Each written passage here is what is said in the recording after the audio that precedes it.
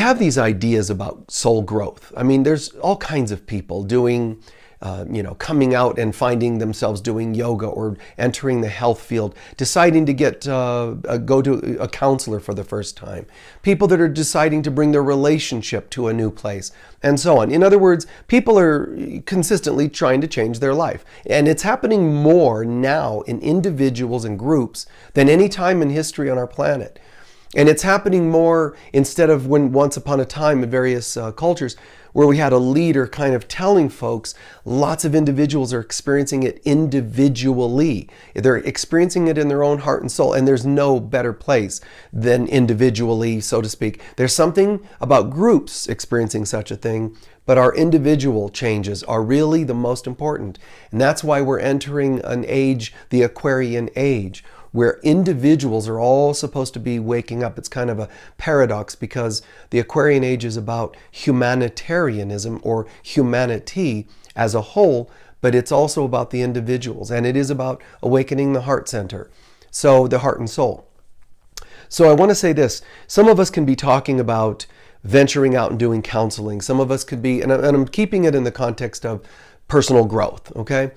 So we have different ways of experiencing personal growth, and some of us choose more than one way. It's kind of a few things going on at once. But it could be spiritual studies, it could be a study group, it could be going to seminars, conferences, workshops, intensives, online courses, and so on. Whatever these things are, there's something that has to happen before a person ascends, reaches higher consciousness, reaches out for a counselor, has great epiphanies in their own journal work, and so on. We'll relatively stay the same if something's missing. And the thing, we can dispute it and philosophize it, but it's the simplest thing and people forget it. It's the word safety. If people do not feel safe, they are not coming out. It's as simple as that. Some of you have heard me share this and talk about this before, but you can say, I wish my children would do this, I wish my partner would do that, I wish I had done this sooner, but the bottom line is, unless people feel safe, they will not come out. Now, I call that the bridge to safety. Like for a person to get from one side of a bridge to the other, there's a couple of stages they have to go through. And, over here, let's pretend for a moment, this is wounded, this is stuck, this is anything, inhibited, is shy, and anything you want to call it, living in the past, anything of the old is over here on this side of the bridge. We want to get to this side of the bridge, whether that to you is complete attainment of oneness with God, or it's just getting to your first 12-step group. Whatever it is, we need to get from here to here. How are we going to get there? And in any one little choice or big choice, there are, in a sense, a couple of stages. But there's one theme, safety. The stages are this. A person has to feel, before they can get to the pivotal point right in the middle of that bridge, they have to get to a point of, first they have to feel control, like they are in control. That's why counselors will say, it's up to you. If you're not ready to talk about that, we won't talk about that yet. The downside is there's something called negative control, where the counselors will never get you to talk about that. See, that's a problem because then we're leaving you stuck. It's so tricky because you have to feel like you're in control or you won't move on the bridge at all. So at some point, there's a shift we have to have where we say, yes, thank you for allowing me to feel like I'm in control to some degree. Even God needs you to feel safe before it can intervene in your life, believe it or not. The way A Course in Miracles puts it is that the Spirit of God will not really come to you, work with you, answer prayers, do anything for you if it will induce fear, which is the opposite of safety. So if we're healers, if we're parents, if we're partners, any role, teachers, counselors, any role we play, it's up to us to help our clients, partners, friends, whatever they are, children, to feel safe. But how do we help them feel safe and in control, but not enable the control to where it becomes negative control? You have to watch for that.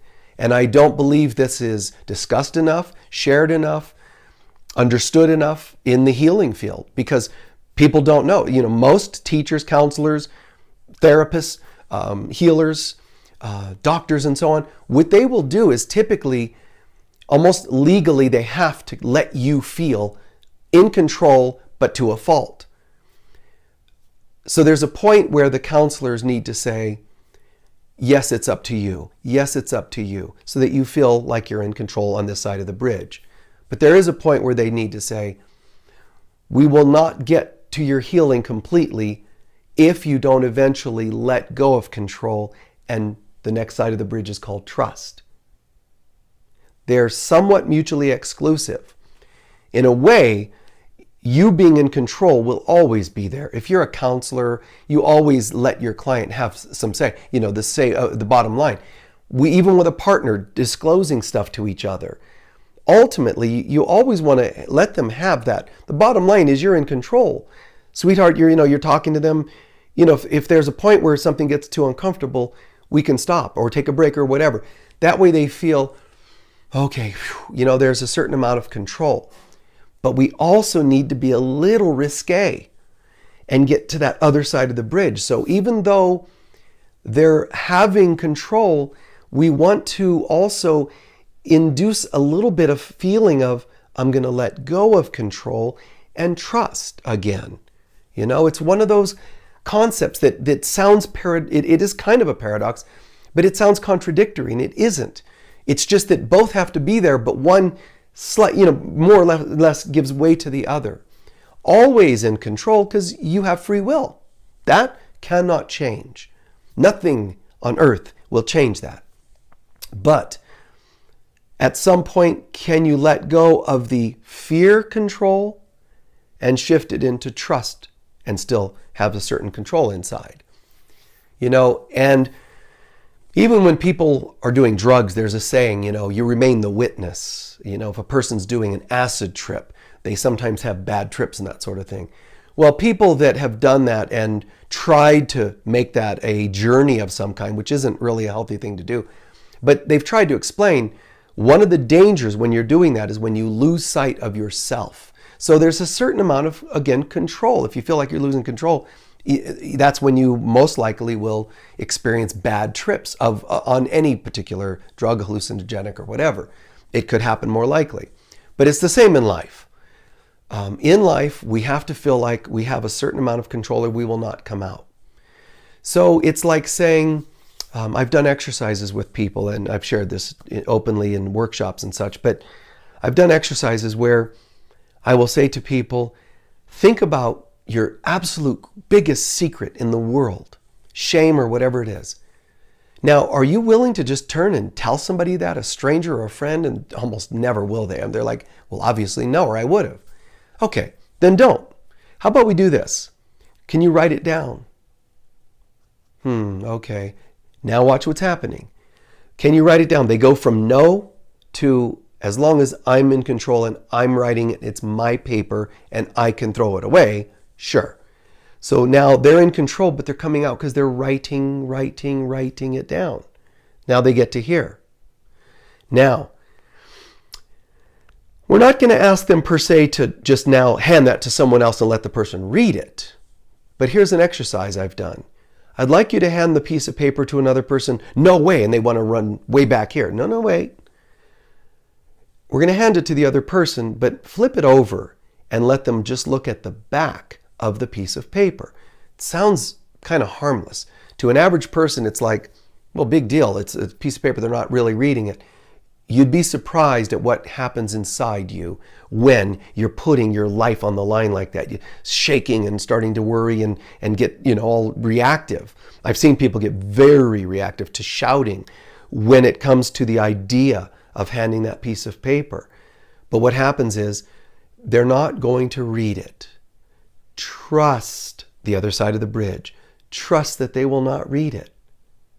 At the same time, when we trust, there's always a slight chance someone could or accidentally does read it. And you have to ask yourself, is something so horrible about me that I will be destroyed by this?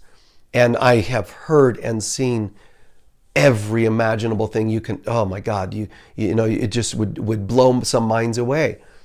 And it isn't. It is never so bad, so horrible. Mankind has done some major atrocities, yes. But even if a person who's done major atrocities came to me for a session, and I've had some of those, the very idea that they're coming for help automatically helps prevent me from even going into being tempted to judge them for it. So just consider that. You know, the things you've done or others have done are sometimes horrible, but they're never ever beyond our ability to handle it. They are not. They can feel like it. A feeling is a feeling. It's just a feeling. Doesn't mean it's factual or definite. It doesn't mean it's permanent. It's how you feel at the time, but we can get past it. So understand that no matter what you do, healing, self-help, ascension, I'm going to ascend, I'm going to move into higher dimensions. I can't wait to become an ascended master. I want to move into fifth dimensional consciousness. I'm waiting for planet Earth to move into a new paradigm. All these fancy things. And remember, none of them can happen when a person or group is not feeling safe enough to do so. You will not even come out of this stuck spot without feeling like you're in control. So, to some degree, allow yourself and others to feel like they're in a bit of control. And then at some point, we tip the scale over to trust, which is beautiful. If ever you or someone you're working with starts to exhibit signs of negative control, you can tell, and there's ways to tell, and it's generally simple. It's that it looks like they're coming out and then they don't. They come out, they don't. They come out, they don't. There's a lack of progress. They might feign a certain amount. They might portray that there's an amount of coming out, but then they don't. An example would be, and there's really vast varieties of examples, but let's say you have a partner that says, okay, I'm willing to heal. You're right, I'm an addict of some kind, and you're calling me on it, and I'm going to change my ways. And then they don't.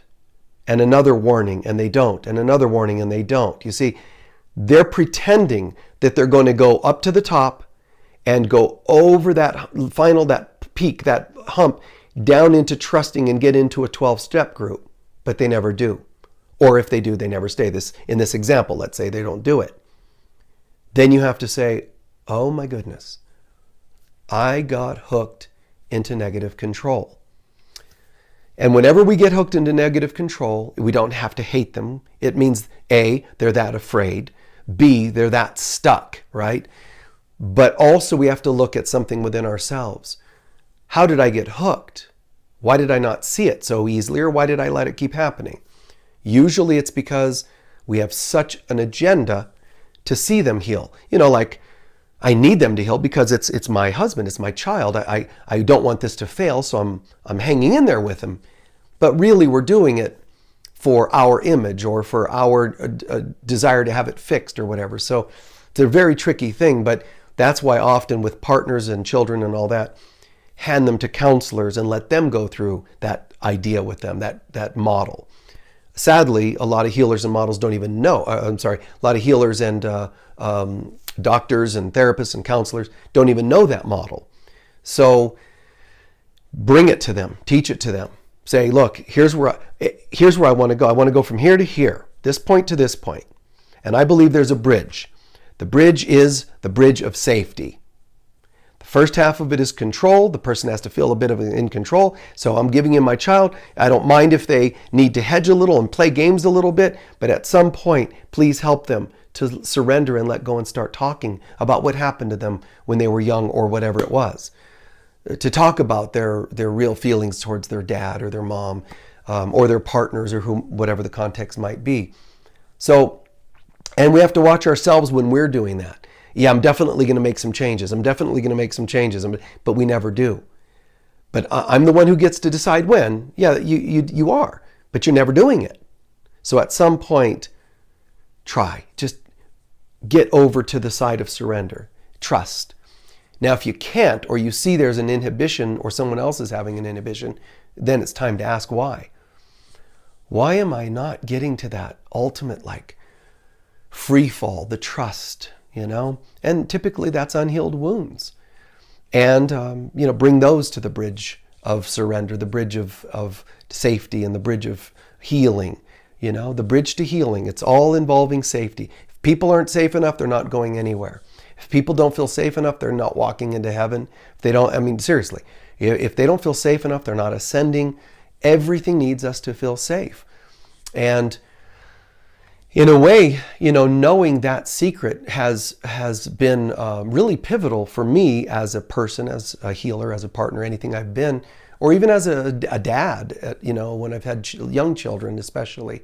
If I see an inhibition on their part to have shared when they were little and this and that, I remembered the model. I always remembered the model that came to me in kind of a vision. And I just remember, instead of intellectualizing or thinking things through or trying to navigate conversations, I just went, wait, safety. How do I make them feel safe right now?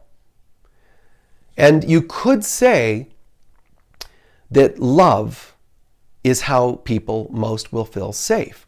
But love can seem abstract for some people, and sometimes they can't get the romantic notion out of their head. So safety it is synonymous with love, but safety has its own interpretation in our minds. It's really good and healthy to access that interpretation. Because I could say to you, do you feel loved? You can say, yeah. Do you feel safe? Well, maybe not, and that's because it's got a different connotation. So it's worth contemplating, it's worth working on. And it's worth thinking in our own minds, our own selves, souls. Do you have issues that keep recurring? Try this out. Think about an issue that keeps recurring. If you were talking to Jesus himself and you said, God, I've got this issue that keeps recurring and I don't know why. I'm telling you that one of the things he might ask you, would probably ask you, is, why don't you feel safe letting it go? Why do you keep thinking about it? Well, because of this and this and this and this. He would put it in terms of saying, if you felt safer, you would let it go. For example, some people say, I don't want to forgive somebody because it feels like I'm letting them off the hook. What that means is you're afraid that if they're let off the hook, something will happen, which means you don't feel safe. I'm afraid of tomorrow. I'm afraid of trusting financially, which means you don't feel safe. See, there's all kinds of issues that we have or struggle with, and ultimately it's about a lack of safety, which means a lack of love, which means a lack of forgiveness. Forgiveness restores the love, and then we'll feel safe. But safety in itself is a great concept to work on. How can I feel safe right now? You're asking me a question, you're asking me to divulge something. It's too risky. I'm too scared. How could I do it and still feel safe? Write it and burn it. You did it and you realize, wow, that wasn't so bad. Next, you'll realize, I can probably tell a trusted confidant, a counselor, let's say. And that wasn't so bad. Then I come out and I tell a friend, a best friend or whatever. And then maybe 2 friends, 3 friends. And pretty soon I've decompressed some of the charge, some of the intense energy behind it, which means I have learned to feel safe around that topic, which means I have moved across the bridge to healing. That's how to know viscerally, am I there? All you have to do is gauge how safe you feel. So, think about it. It's quite beautiful. Really, really. So, on another note, we can look at this and think, I can tell you, all of us have had times where you say, well, I told a counselor and then I trusted and I told a friend, but then my friend betrayed me and now I don't trust again. That will happen. It's going to happen once every so many people, ratio-wise. For some of us, it could be 4 out of 5 that turn on us. For others, it'll be 1 out of 5. Depending on what? Depending on the lessons. The more afraid I am to trust, the more likely I'll manifest some little snags, some little glitches. And that's the ego's way of saying, see, I told you shouldn't have trusted. You started going over that bridge, and then it turns out the bridge got wobbly and you shouldn't have trusted. It's going to happen. The exercises you see in some seminars where people do the falling back exercise and people catch them, there is a chance that they'll accidentally drop you. There is a chance. It's knowing that there's a chance and saying, I don't care, and doing it anyway, that is the most profound piece of the whole trust exercise. If there was no risk at all of that, then there's not really a testing, is there? I mean, there's not a testing. It's like saying, well, why even do the exercise? Because I know they'll catch me. But then you didn't do it. Is that bad? Well, no, but guess what? Now it's not visceral. You didn't actually get it in the cells of your being. I'm going to get up there. Even at the risk of them dropping me, I'm going to fall and trust. And there's an amazing metaphor of God being there for us. And when we succeed, it becomes, if you really do it well, meaning with full consciousness, you just start to process this whole, wow, all my thoughts that they might trust me, and there was only a slight chance of it, and they didn't drop me. All the odds that they might drop me, and they didn't. So this is kind of cool. I trusted them, and it all worked out. And this is something we have to learn viscerally. And I've applied this in, counseling. That's one reason why I say in my counseling and other people that I advise for counseling is when you're working with somebody and they tell you something really sometimes hard or yucky even, they're trusting us to hold space for them. And if we react and we shame them, we scare them, we react in any way, shape, or form. I mean, and I've seen really long-term counselors of 20 years really blow it and say some things, because they get their own buttons pushed and all that. What's important is to own it. I've seen some of them too, counselors, really wonderful souls that when they get triggered, they go, wow, that's really hitting some of my stuff. I mean, God, that's so cool. That is so brilliant when someone can be that real, whether it's a teacher, minister, or whatever they are. I just think any human being that can do that in the right way and time. So do consider this. Consider your safety levels. Where, are you crossing the bridge? If not, just ask yourself, am I feeling enough that I'm in control? If you're not, that's why you don't feel safe to come out. So double check. Safety is the one theme, but the first half of the bridge is control. So ask, am I not feeling enough in control? Why am I not going to a 12-step group? First, is there a possibility I don't feel enough control? Well, yeah, because if I go, I'm going to be sitting in there. Once they shut the door, I'm stuck. Well, no, you could ask before you go, could I step out if I need to? See, that's what I mean. Create a sense of control, controlled environment to where there's no, believe it or not, forgive the term, but there's no excuses to not keep moving up and over the bridge. And at some point, I got it. Thank you, folks, for helping me feel like I have enough control of the situation. Now I'm going to surrender. Today, I may not be sharing and disclosing who I am and my background. I'll say, I'll pass. Today, my name is, and here's where I come from. And I'm trusting. It's fantastic. And not everybody gets this process or understands the value of it. Not everybody understands that they're participating in this process, but they are. And you will know because we just talked about it. So please carry this with you and share it with people. I don't draw these things and copyright these things. They come to me. I don't know. Maybe I'm supposed to do that sort of thing. I don't know. But, I don't know. That's not my thing. So just share it freely. It's the bridge of healing. And the theme is safety, control, trust. But the theme is safety. Nobody gets from stuck, broken, hurt to healed without feeling that sense of safety. And I've practiced this, like I said, in sessions, even if it's body work, that sort of thing.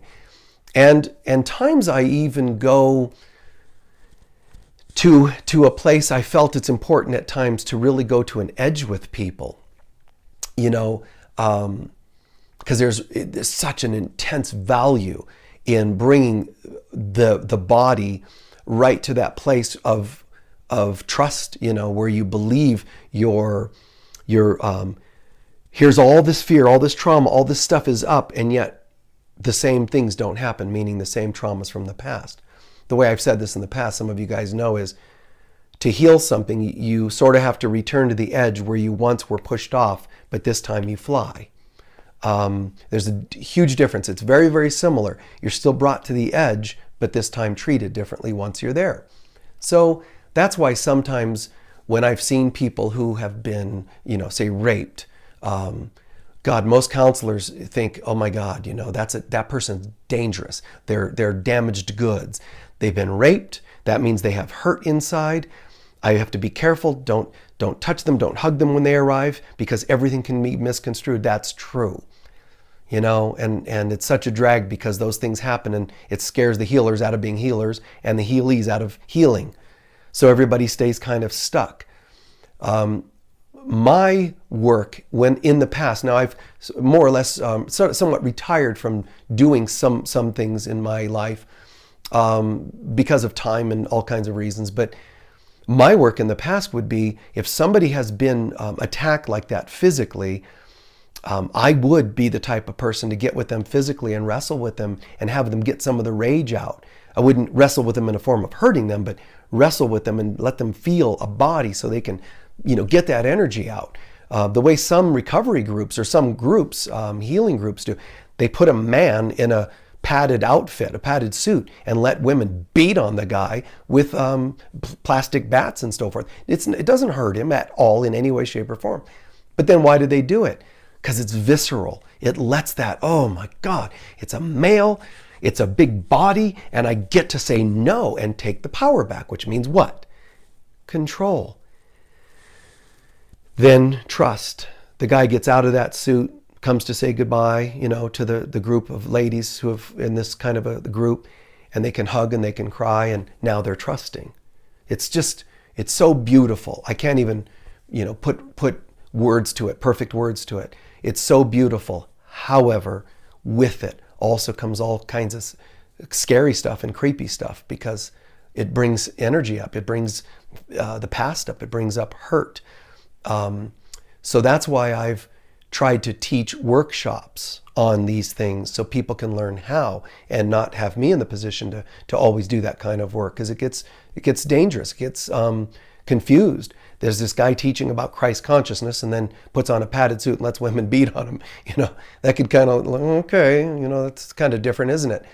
You don't see a lot of televangelists doing that sort of thing, or spiritual leaders and teachers. So, but I just felt, if I may share, I just felt that wounds, human wounds and traumas, are not unlike hell itself. Hell, that is what hell is.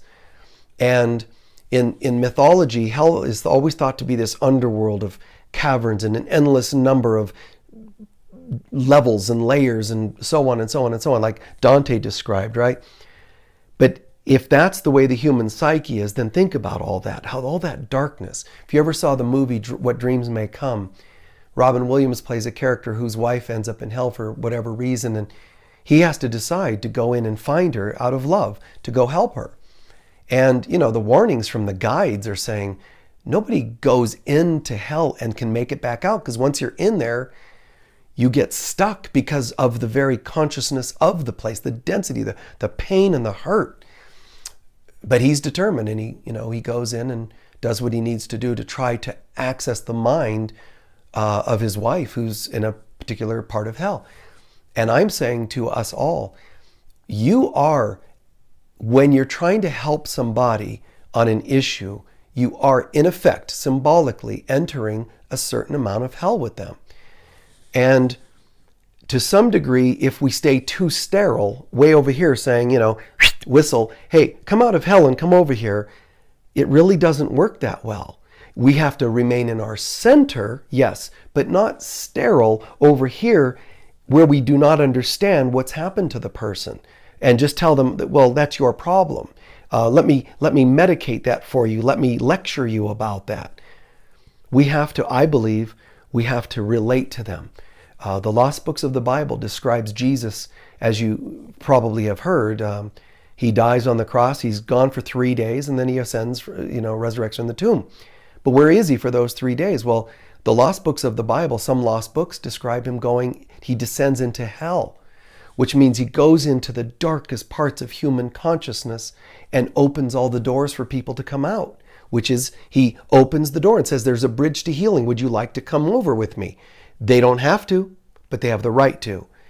And it's an amazing metaphor if you think about it. Well, any of us that are healers are doing just that. We're offering a hand and saying, would you like to step over this bridge with me? And some people will, some people won't. Some people will look like they're going to, but it's negative control.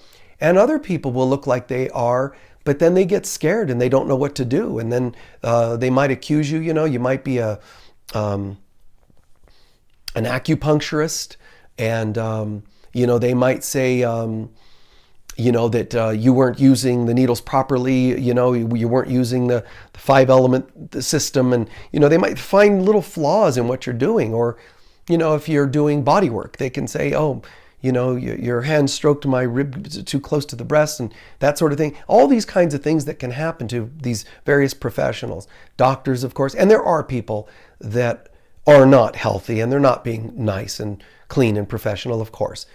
But counselors and so forth, they really are at high risk. So they tend to stay sterile back here for their own sense of safety, which safety is important. But I'm saying to you, I really believe that the deepest healing goes from when we are capable of reaching into the darkest parts of hell of people. And there's some of us that go into the darkest parts and get lost in there, like it happens to a lot of social workers whose hearts get broken because they're trying so hard to go into hell with people. Literally homes that look like hell, lifestyles and relations and units that just feel like hell, but they're not allowed to do anything. Their hands are tied so much that they can't navigate, and then they get caught themselves in the depressions and so on of that world. It's just an example. And the same goes for, even a parent trying to struggle with their kids and raise their kids, and their kids are getting lost in the world of sibling rivalry, drugs, and whatever, and you don't know how to get them out of that. You can get caught in the hell with them just by overly sympathizing and getting depressed about it. So by the same token, I hope this is making sense, because I'm sharing something that I think is very personal but also very deep. So I always had this feeling that if not us, then who? And if not now, then when? I mean, if people are living in hell, how do we just leave them stuck in that? It's through us that God lives and moves and has its way in this world. So I thought, we have to just do our part. So I've always believed in navigating that. And essentially you're navigating the dimensions of hell, but it's not a 3-dimensional place, so it isn't one you can just steer left here and steer right there and you're done. It always changes and morphs. Someone presents certain issues to you, you work with them, and those issues can change and their beliefs can change even while you're working, and then you get kind of caught with them in some ways. But I do believe that when we can do our best to stay in center with God, because try to do this on your own and you're just screwed, basically. Of myself, I am nothing. So we have to stay centered in God, yet how far can I go in and navigate that other world? Can I stay tethered to God and go in and navigate, let's say, counseling some people with financial issues? Sure. Then navigate with some child abuse stuff. Ooh, that gets really a roller coaster ride, man. That's really wicked stuff. Sexual abuse and so on. It just gets even weirder and weirder. So for me, I have sometimes felt so grateful that for whatever reason, I would at times go to those places with people and say, talk about it.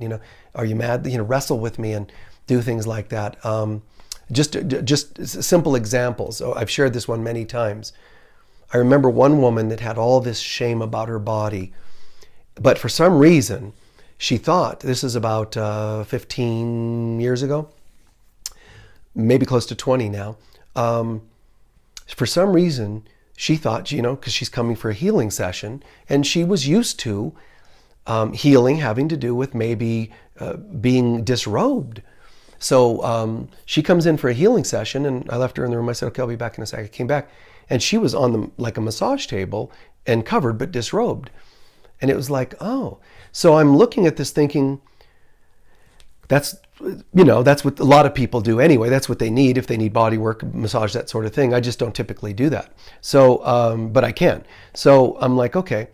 So I'm saying, how are you feeling? She said, well, I heard that you do body work at times, and so I'm here for that. So I'm prepared for it. I said, well, how are you feeling about it? Terrified. Okay. Why? Now, notice what I'm doing. By already starting a conversation about how you're feeling, the feelings start coming out. So she starts shaking more. With that comes shame. With that comes memories of why she feels ashamed of being naked and all that sort of thing. Again, she's covered. And then so I let her process that enough. Then I put my hands under the blanket like this. And I said, okay, now I'm going to take the blanket off. Slowly, but I'm going to take it off. And I want you to describe how you feel. So I remove the blanket, and she's describing. Because I say, now I want you to be aware that I'm looking at you. I can see you. And so she's describing, you're looking at my body, and you can see me, and this part and that part, and so on and so on. Everything from the sexy parts to the fat or whatever the heck she's embarrassed about, whatever it is. All the insecurities, everything, whatever it is. She's describing all that. She's crying and processing. And then at some point I said, okay, now, because her eyes were closed, now open your eyes. She opens her eyes and she realizes I actually only lifted the blanket a couple of inches off her body.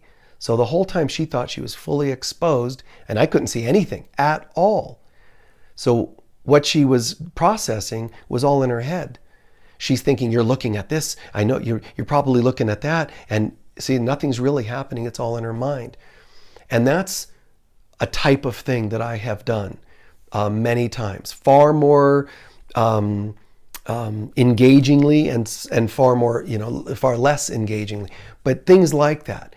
I developed all kinds of things like that to get people right to that edge. If a person is used to doing a certain thing, being ashamed or not wanting a certain part of their body touched, then I would do a process with them getting used to that part being touched or looked at or whatever it happens to be.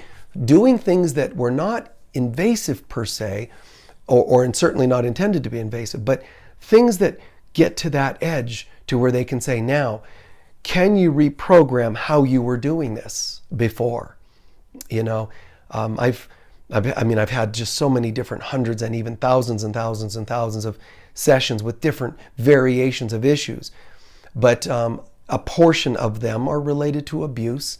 And it's not my style just to only talk about the abuse. I might talk about it, but I might ask more questions to bring it up viscerally. What's going on? How did that make you feel? And so on and so on. That's the very minimum. But some people, when it was really stuck, especially in past years in my work, when it was really, really stuck, it's like, look, you know what? Enough of this. Let's move it. Let's move the energy. So take your fist and pound on my chest. Let's go. Let's move the energy and do something that's very unconventional for the typical counselors out there. So think about, as bizarre and to the edge this stuff was, it still has to stay in the model of they're ultimately in control. Like the gal who thought, if I remove the blanket. Well, even that one, I still told her at any moment, you can say no to something and then it's no. And even when I taught sacred sexuality, it's the same principle, which is, if you're going to say yes to someone, like a lover or partner or whatever, if you're going to say yes, you need to know why you're saying yes, but you first need to know how to say no. How to say no, meaning control first, how to say no, then learn how and why you would say yes, which is when you trust. And I just thought always that it's a dance that it's hard to put into words, whether it's somebody sharing just a verbal wound about something in their history or whether it's something visceral like sexual abuses. All of these have always been the same to me. It's the same bridge that we have to get across. It's the same, almost like a sense of awe that I felt in seeing people being courageous enough to make those changes in their life, or times when I've decided to do that. And, and I've said, okay, I'm seeing an inhibition here, so I'm going to trust and just share this. And, I share, and often it worked and often it didn't. Somebody would maybe betray the trust I gave them and all that. And I have to still just work on forgiving that too. Don't let people's betrayal of the trust cause you to jump back, because that'll be an excuse. Try to stay at least here, midpoint, and say, okay, I trusted, they burned me. I'll just come back to here for a moment where I can feel a little my own sense of control and rethink what I'm doing. Don't fall all the way back. And as I close now, I would like us all to think about this. Think about saying to people in the world that we've known, children, clients, healers, friends, whatever, to all the people in our lives. And the context is safety today, which is, related to trust as well. To all the people. If anyone out there has ever made me feel safe and helped me to trust more, God bless you. Thank you so much from my heart. If I forgot to say thank you, words can't even describe it. Try to feel my gratitude to the end of time and beyond. I'm so grateful for anybody that's ever made me feel safe, trusting, because that helped me open up and heal. And I choose no reservations about it, no excuses, no qualms, nothing. Thank you. Just pure gratitude. And breathe that in for a moment. And by the same token, if I have ever let anyone down, say to anybody that comes to mind, and or to all people, that we say by name or group, family members, partners, if anybody has ever felt a lack of safety, or if I have betrayed the safety, I am sorry and I love you. Please forgive me and thank you. Really, really accept that. Say it to all people. If I've ever done anything like that, that is not who I really am. And I would never do that to you, the real you. And let that be. We're saying to all people, not only if I've ever done, but even, remember, sometimes people feel like you've done it even if you haven't. And don't defend that. Let's not defend that. Let's just say, if there's anyone who ever even thought that they were betrayed or couldn't totally feel safe with us, whether it's they thought we betrayed them in some way or just didn't feel safe enough to come out. If you've had a wife, a husband, a partner, a child that didn't speak everything they could have, if I in any way made you feel unsafe to not speak, I'm not going to take on the burden and blame per se, but if I didn't create a sense of safety, I'm sorry. Please forgive me. I love you. That's the truth of who I am. I love you and thank you. And allow that to happen. Moms, dads, children, partners, whomever, clients. If ever I could have done something different to make you feel safer to come out and to trust more and to experience more healing, wow, I would not want to believe that I let you down in any way. Please forgive me. And let's drop that. Let's let that go so that now you can, whoever those people are, they can energetically move to that next level just by our mentally, energetically releasing all that. Because the real part of us, the real us, would never want to inhibit anybody's ability to heal, which also means to feel in control and to trust. The real us would never want to do that. I don't care. We might have slipped. We might have had selfish moments. We might have had ignorant moments. And we might have just slipped here and there, even with good intentions. None of that matters All that matters is, if it ever happened, we own it, we surrender it, we replace it with something new. What we will choose, and will meaning willpower, what we will and choose is that we all feel safe. I would not choose to be unsafe again. I would not choose to have anyone else feel unsafe with me. It's not the real world. So, that's not my choice. So I surrender all else. And instead I choose to do my best to become the presence of God on earth, which means a safe place. To hear you, to see you, to feel who you are, and let you be that person, the real you. If at any moment I start to let you down, we're saying to all people, I pray that you find a way to feel safe enough to at least convey it to me. And also I say to myself, if at any time I have not chosen to feel safe enough to come out, that's because I was afraid. I understand why I was afraid, inhibitions, wounds, and so on. But that's not who I am today. It's not who I'm choosing to be today. So I'm going to be determined to come out a little bit more and more. And I'll do my best to choose healthy people like counselors and the healthiest of friends to come out to. But it is possible that some of them will not handle it well and end up being a safe place. If that's the case, I can say to them, here's what I was doing. I was feeling like I was coming out, and it doesn't feel like that ended up very safe.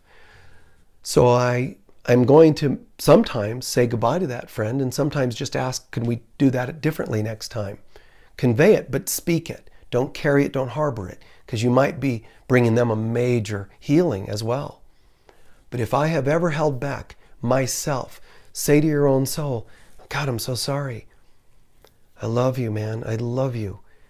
I love you as a soul. I love myself as a soul. I'm so sorry that I would have ever inhibited you. That would have meant that I chose to let you carry this hurt all these extra years just because I didn't know how to navigate us into a safe place, arena, person. Well, I tried and somebody burned us. Oh, there we go, back to the head again. But we could have found someone safe. Just keep trying. Gently, but keep trying. There are people. And for those that weren't there and didn't feel safe, that made me inhibit, back to love and forgiving them. It's not the real part of them that could have done that. It's the ego part. So say adios to the ego part of them. Adios. Just no need for that anymore. And no more reason for me not to come out.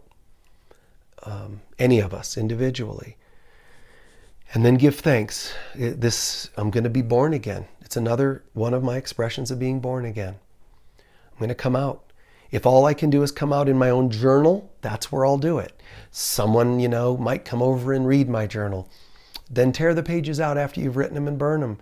Create no way that the ego can destroy your desire to feel, control, and trust, meaning safe, meaning healing, meaning finally love. Let nothing be left, no stone unturned to allow that ego to have a foot in the door to screw this up. So do something. Trust someone somewhere. And there are counselors and they're licensed and so on to keep confidences. But when you talk to one, ask, hey, are you progressive? Or do you just chit chat or can you help me go into deeper parts of myself? Be responsible and find somebody that can work deeper stuff with you. And I just realized, who is it I'm talking to? I'm talking to people out there that I think know me and go, yeah, Michael, you've really been there for us and so on. And some people are strangers going, why is this guy talking to us about all these personal and vulnerable topics in ourselves? Who the heck does he think he is? I don't even think of that because here I am just putting it out there and trusting again. And most of you are trustworthy and handle it when I share things like this. But there's one in every so many that get, angry or whatever you get. The the bottom line is we just do our best, guys. We just do our best, and we keep bouncing back, healing, owning where we go, oops, slipped here and there. And when you do navigate the really, really treacherous stuff, let's say if a sister confides something in you that's relatively simple, that might be no problem. If a sister confides something to you that's very, very yucky, vulnerable stuff, it increases the odds by the very fact that there's a tension in her. It increases the odds that to some degree, you might end up blamed for disclosing it even if you didn't. You might end up blamed for not hearing it properly, not smiling enough, not hugging her enough, or whatever it's going to be. Because when somebody brings to you their stuff, they're bringing you hell. And hell hath no fury, as they say, a woman has no fury, that old saying. Hell hath no fury. When a person is feeling scared, they will pour out Pandora's box. They will outpour all of hell that's trapped inside of them onto the person before them. So that's why a lot of us don't even like to navigate those places with other human beings, because it's just, we get so fed up with them. So be careful when somebody does bring you stuff, that you can handle it, that you can manage it.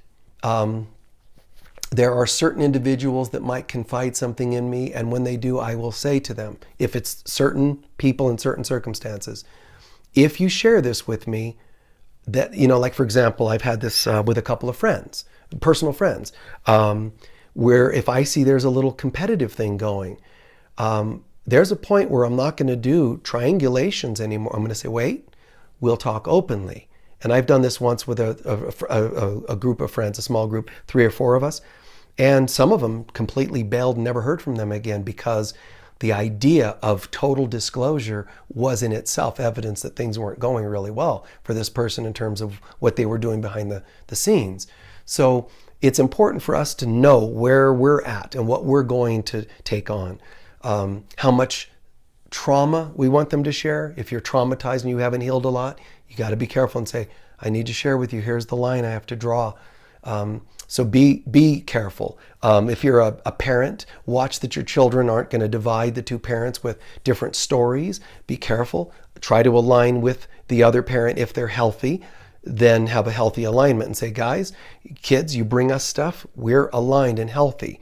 So when you bring us stuff, that's where you're bringing it to. A healthy, receptacle, a healthy center. That's what you'll expect, is healthy responses, but aligned. Divided we fall. So whatever work you do, whether as a person or friend, not only come out and learn to trust, but try to be the safest place for other people.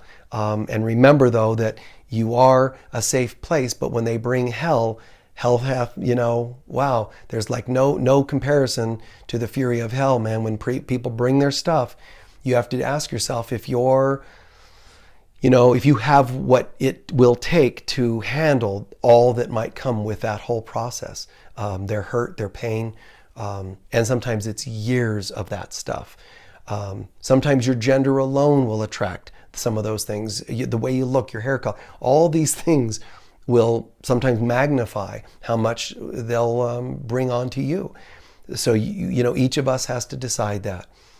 Just do what you can and understand that how is the world going to heal if not through us? It is God that does the work. It is God that ultimately is the healing, but it's really through us. So what are you willing to do? What place are you willing to set? What role are you willing to play? And I personally always felt, God, such a magnificence when I've been able to navigate really into deep, dark places with people down to the physical level, because my intentions were just that. Let's bring healing way down to those dark places. And God, the amazing, miraculous shifts that happen for most people in that kind of environment. But for some, it's too scary, and then it gets kind of yucky. So We have to each figure out where our boundaries are and what our limits are and how much we can do that particular kind of work, or what kind of friend we can be to certain kinds of people. And guys, remember, as I close, you can say no more in some cases. You can retire from some work, like I've done in some areas of my work, but even from some friends, from friendships or family members. Be a safe place for them. Don't judge them if they can't be a safe place for you. Sometimes that's not what they're made up with. You know, they're not made for that in this lifetime. That doesn't mean you toss them.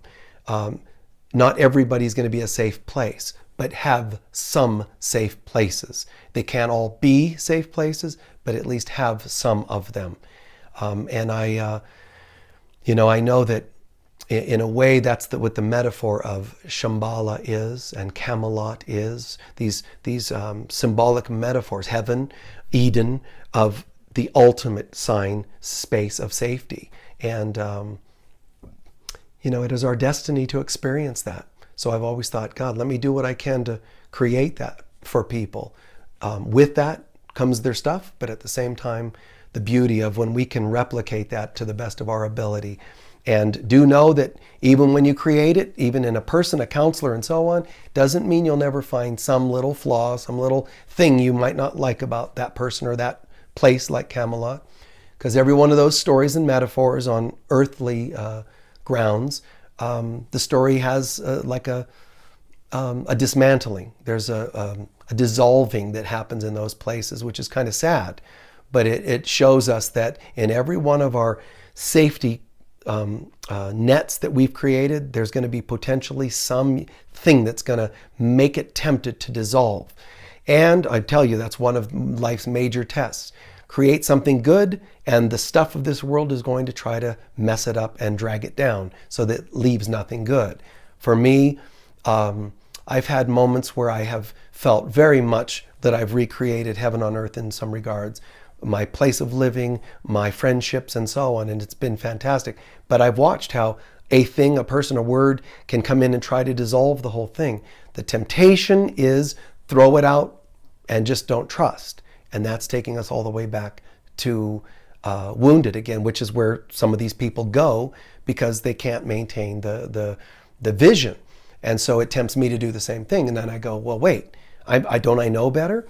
So even if the people fall away, or your place of business or whatever it happens to be that you thought was cool, and people somehow ruin it, or something ruins it, at the end, ask yourself, when the things go, I'm supposed to still be able to maintain the feeling. So can I still feel the safety, the love, the healing on the bridge, even if the bridge itself has fallen apart? Because it's just a metaphor. The bridge could be my friendships, it could be my partnership, it could be whatever. If it goes, can I still maintain the love, the appreciation? And that, to me, in my opinion, is not always an easy thing.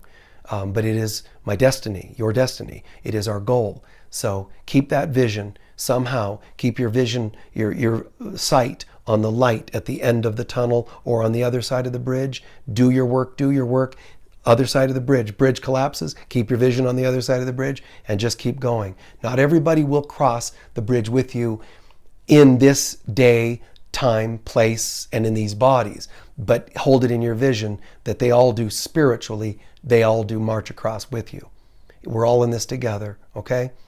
So don't lose faith in others and yourself. You might say no and goodbye, but don't lose faith in the souls of those people. Hope this made sense. Thank you so much for listening. And apply as much as you can of these things. This isn't for my amusement that I share these things. It's so that I'm hoping that people apply it and it makes a difference in their lives. All right? Peace be with all of you, and thanks for listening. Thanks for watching, and hope to see you again. Peace. Bye-bye.